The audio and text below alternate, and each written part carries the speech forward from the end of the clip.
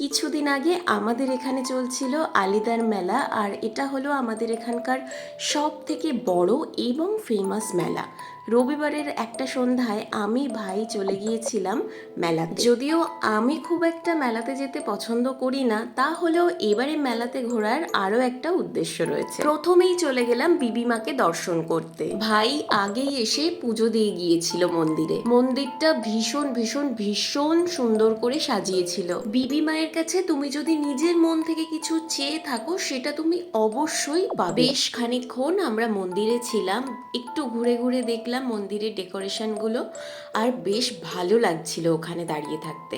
তারপরে আমরা টুকটুক করে বেরিয়ে আসলাম, আর এটা হচ্ছে পুতুল নাচ। ছোটবেলায় আমাকে এই পুতুল নাচ দেখানোর জন্য মেলাতে নিয়ে যেতেই হতো।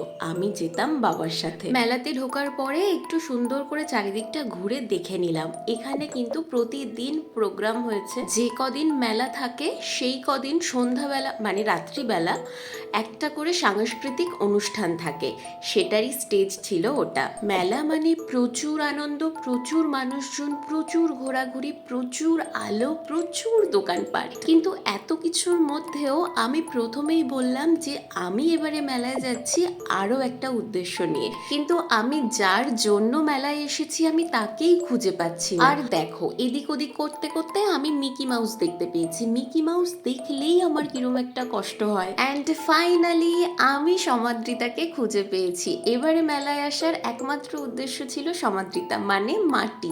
আমি ওর জন্যই এসেছি। ও কিউট একটা স্টল দিয়েছিল, আর আমি ভিজিট করব না এটা তো হতেই পারে না। ওই প্রত্যেকটা জিনিস নিজের হাতে তৈরি করে, আর কি ভীষণ যে কিউট জিনিসগুলো সেটা বলার বাইরে।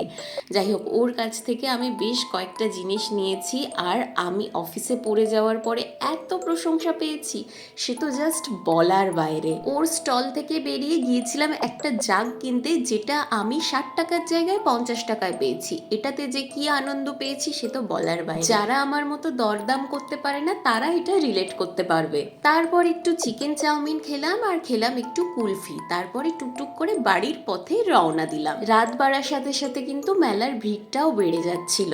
আজকের ভিডিওটা এই পর্যন্তই। সবাই খুব ভালো থেকো, সুস্থ থেকো, নিজের পরিবারের খেয়াল রেখো।